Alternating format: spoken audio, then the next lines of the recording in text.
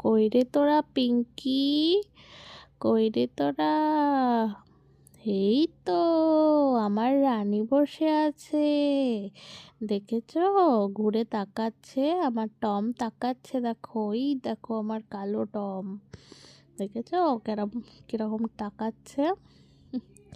Tom কিন্তু একদমই আমার কাছে আসে না। এই যে পিঙ্কি, পিঙ্কি কিন্তু আমাদের খুব ভালো মেয়ে। টম আমার কাছে কিছুতেই আসে না, কিন্তু এই রানী আর পিঙ্কি কিন্তু আসে, বিশেষ করে রানী আসে। আর ওরা সারাদিন এখানেই থাকে। ওদেরকে আমরা পার্কে রাখি। এই যে এটা একটা পার্ক, আমি কিছুদিন আগেই পরিষ্কার করেছি।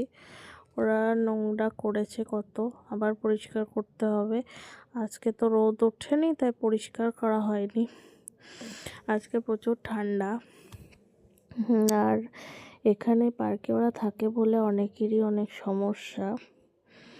তাই জন্য আমি তাদেরকে একটা কথাই বলতে চাই যে এরা তো অবলা, মানুষ তো আর অবলা নয়। তাই জন্যই এখানে ওদের থাকার ব্যবস্থা করা। আর এটা ভগবানের স্থান, এখানে ভগবান থাকে।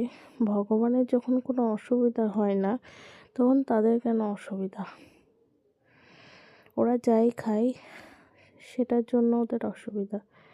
এখানে আমরা পরিষ্কার করি, খেতে দিই, সব ঠিকঠাক করে যাই, কখনো এখানে একটু ফেলে রেখে যায় না বা নোংরা করে যায় না। ওরা এখানে থাকে হয়তো একটু একটু নোংরা করে, কিন্তু তাতেও যদি মানুষের প্রবলেম হয় তাহলে আর কি বলবো?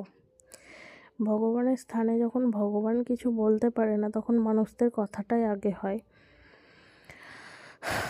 ভগবান এদেরকে পাঠিয়েছে কেন? আমাদের এদেরকে ভালো করে রাখার জন্য, এদেরকে আমাদের দেখার জন্য যে আমরা কতটা ভালো কাজ করতে পারি এদের জন্য, সেইটা দেখে ভগবান। ভগবান কিন্তু এখানে থাকে না, আর ভগবান কিন্তু কথাও বলে না। ভগবান শুধুমাত্র দেখে কে কী করছে। আর এখানে দেখো কি সুন্দর ঘুমাচ্ছে আমাদের টম। আর এখানে রানী তো পারলে আমাকে কামড়ে খেয়েই নেয়, বারবার আমার কাছে চলে আসে রানী। রানী ভীষণ দুষ্টু। আর এখানে দেখো সুন্দরী, সহ্য হচ্ছে না ওর বাচ্চাগুলো আমার কাছে আদর খাচ্ছে।